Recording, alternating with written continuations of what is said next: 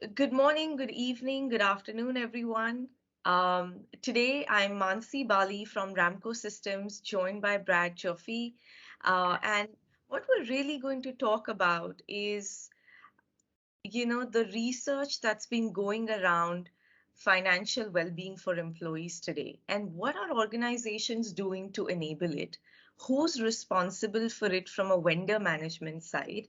Is it the HCM players? Is it the payroll players? Are there other niche players that are taking care of it? And how can technology really enable it? So I'm joined by Brad Joffey from Wagestream, and he comes with a whole lot of experience and expertise in the area of financial well-being. Over to you, Brad. Thanks, Mansi. Thank you very much for having me. And yes, good evening, good morning, good afternoon to everyone. So just a little bit of background on me. My name is Brad Joffey. I am the General Manager of Australia for an organization called Wagestream, and we're a charity-backed organization that, like you said, Mansi, works with other organizations and payroll partners really to promote responsible financial well-being in the workplace. We started the business with a handful of charity partners about 4 years ago, working with some big organizations around the world. And one of the pain points that we're really trying to solve is looking at the role of the employer and looking at the role of payroll in actually promoting financial well-being. So if we think about payroll and the concept of a fixed pay cycle where we get paid weekly, fortnightly, or monthly, that invention is relatively new. It wasn't until the Industrial Revolution, in the 1850s or so, until people got used to being paid in these lumpy pay cycles. But we think there's a really incredible opportunity now to use technology and leverage technology to give people more flexibility around the way that they track their income, access their income, save their income, how they learn about financial well-being, how they access one-on-one coaching, all of these different types of things. So yeah, really what we're trying to do is unlock all of these hidden little synergies that we find within organizations. And we think that the actual organization itself is a really, really good place to start when we think about financial well-being. Absolutely. And I think if I go back to the times, if how my parents got paid, etc., and what you touched upon, I think, it resonates totally with me. And I think what's interesting is that now things are changing, but, what do you think, is driving this change? Yeah. So I think there's a few drivers for change, and we've been at the coalface of it because we've been able to experience it firsthand. But for us, I think there's three things mainly that we think about in terms of the drivers for change. One is when we think about well-being in general and financial well-being particularly, employees are more important than ever before. If you talk to any HR manager, any HR director, any CEO, everyone's going to say their biggest concern at the moment is finding the right people and retaining the right people. And so making sure that we support them not only in giving them a good career and giving them a good salary, but looking after their physical well-being, their mental well-being, their financial well-being is really important. The second one, in terms of the way that Wagestream operates, in terms of our product focus and allowing people flexible access to their pay, I think we live in the on-demand world where everything is on demand and at your fingertips, and people watching this recording probably logged online and just clicked a button and they were able to access it. And if you want food, you've got Deliveroo or Uber. If you want to watch movies, you've got Netflix. If you want to learn, if you want to take part in the latest Harvard course, you can access that online on demand. But when it comes to getting paid, we still generally have to wait a week, a fortnight, or a month to get paid for the work that we've performed today, which doesn't really make sense. So I think that's really driving a lot of change, the on-demand world. And the third one, which I kind of touched on, if we think about an organization, we've seen this big shift now to think about financial well-being as the next frontier in employee well-being. So back in the 50s, 60s, 70s, 80s, it was all about physical well-being, getting people to exercise classes, quitting smoking programs. In the 80s, 90s, 2000s, and then the last decade, it's really been a huge focus on mental well-being, which is still extremely important, particularly given what's happened over the past 2 years. But we're seeing now that a lot of employers are jumping on board and realizing that, hang on, financial well-being underpins all of those things. If I'm someone who's worrying about where my next meal is going to come from, or if I'm going to be able to pay the rent this week, how am I supposed to have a good mental well-being, or how am I supposed to be motivated to go out to the gym or go out for a run? So I think just coming to the realization that well-being, you have to look at it in a holistic way, not in just little kind of tranches, is really driving that change as well.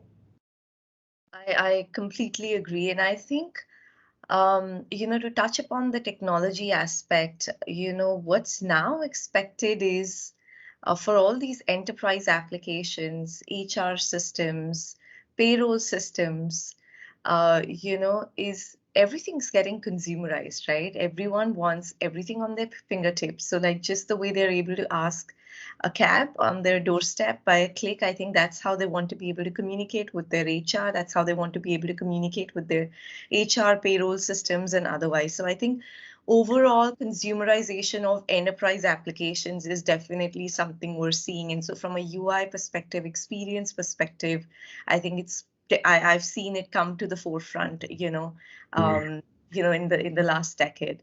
Very rightly touched upon, look, if you're worried about how you're going to pay your next loan, nothing else matters, right? That's what you're worried about perpetually. So I think very valid there. And I think I can see what's driving that change and how organizations really need to look at all these three aspects to sort of keep employees motivated and focused on work and not worried about other things.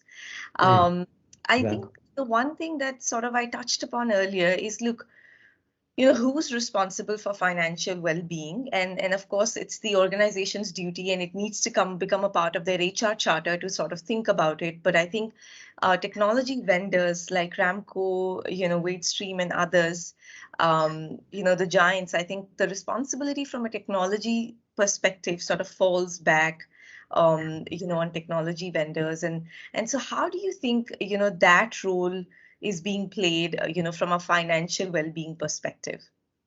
Yeah, that's a really, really great question, actually. I think yeah, the responsibility in terms of financial well-being comes from so many different places, and there's a lot of different people who have roles to play. It's the individual themselves, and that's probably the biggest role. But then, how can we help influence people and help influence them in a positive way to achieve positive financial well-being?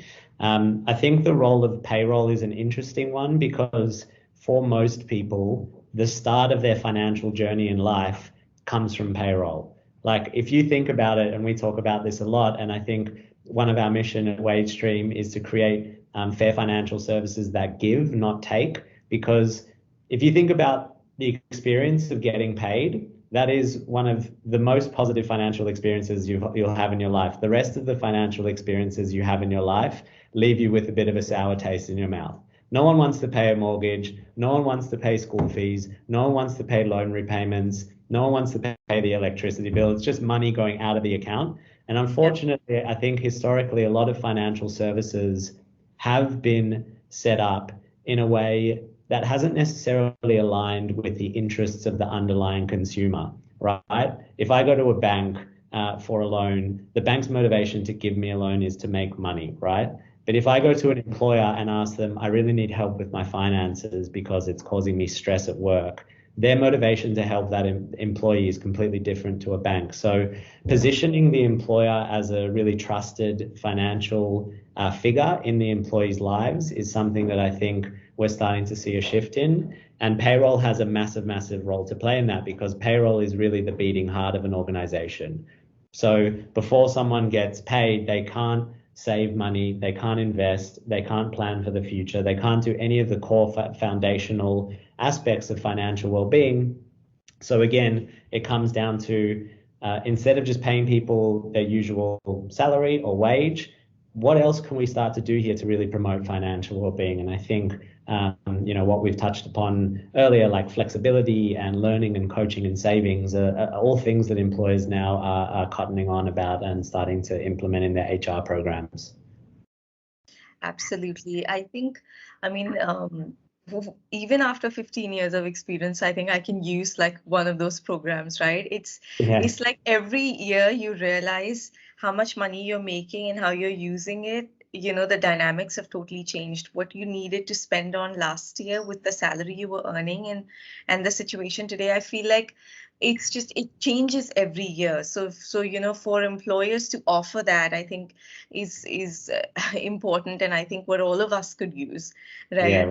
So And I think, yeah, and yeah, on that, Mansi, as well, it's like there's so many apps at the moment, right? Everyone has an app. yes, There's an app for budgeting, there's an app for yeah, saving, there's an app for everything. So what I think is important as well for employers to realize is maybe you can become like more of a one-stop shop, you know? So if pay is the start of our financial journey, if we can stream our pay to pay for bills, if we can use it to save money into our account, if we can actually see upcoming shifts that are coming up and know how much we're going to earn for those shifts, and then be able to budget saying, oh, I've got a $300 electricity bill coming in. I've only earned 150 this week. Maybe I need to pick up that extra shift to get that extra 150. So there's all these awesome things that I think we yeah, can build when we recognize that payroll really sits at the center of a lot of people's financial well-being. absolutely. And I think the one other thing sort of that comes to mind is, you know, how organizations have had counselors for mental well-being, etc. I think very soon we need to have like a team of advisors that are really available for employees to walk up to, you know, and sort of create a plan and you know, help them with it. So I think you know, this sort of needs to be looked at holistically. There needs to be a process, and organizations slowly need to move towards it and you know, make, you know, take that leap and sort of make that transition. And I think it would matter to everyone. I think not just somebody that's in financial stress, but I feel like there's always that feeling in my mind personally where I'm like, could I be doing something better with my Yeah. finance, you know, with my money? And so financial planning could be sort of an area. So I think um, absolutely agree with you, and I think very valuable for, you know, organizations and, you know, technology vendors to sort of enable all of that. And so I think just trying to look into the future, right? Like, what do you think? What's next? You know, what do you anticipate would be the next thing that employees or organizations sort of you know, should think about and should sort of prepare themselves about, or what are you hearing in this space? Yeah. I think in this space, like I said, financial well-being is getting a lot of attention these days, and I think a lot of the employers of choice are really jumping on board and recognizing that it's an important facet in someone's overall well-being. What we're seeing in terms of, you know, product developments and what's coming down next, you know, we've got pretty big plans, but if you think about the concept of someone getting paid and then what we can do with that, there's things like I said, saving, learning, coaching, which you alluded to, so one-on-one coaching that people can actually access, in-app budgeting, shift optimization, and making sure people can access their shifts, Yeah, safe to spend, so knowing how much I earn and then how much my expenses are, and then coming up with a safe to spend figure. We want to tackle debt as well. So a lot of people will have mortgages and other debts that are outstanding, and a lot of people sometimes, unfortunately, have the ostrich effect where they bury their head in the ground and they don't necessarily do too much about it. So making yeah. sure that we can tackle debt in a really, really manageable way. And yeah, I'm just really excited to see what else is happening in financial well-being, and I'm just happy that people are starting to recognize it and pay a lot more attention to it, because I feel like it's a conversation that hasn't really been had up until the last 5 or 10 years within these big organizations, and it's still a taboo topic. Like, Yeah. you know, I never talk to my colleagues about how much I get paid and what my expenses are and what my mortgage is, but perhaps that is the conversation that we need to start having and opening up about it. Yeah, absolutely. And I think you touched upon a very interesting aspect there. I think culturally, you know, finances, payroll is sort of considered to be kept confidential, but I think there needs to be some method, you know, where you talk about it and you resolve any issues that are there, and you know, you sort of have your HR and technology sort of enabling this entire scenario. So, well, that's great to hear, Brad. Thank you so much for your time. I think I've thoroughly enjoyed this conversation, and let's continue these conversations. And I think very exciting times for end employees to sort of get the help they need, and I think a huge task at hand for organizations to sort of get onto this journey for employees. And I think the time is important now than ever. Great. So yeah, thank you, Brad, for your time.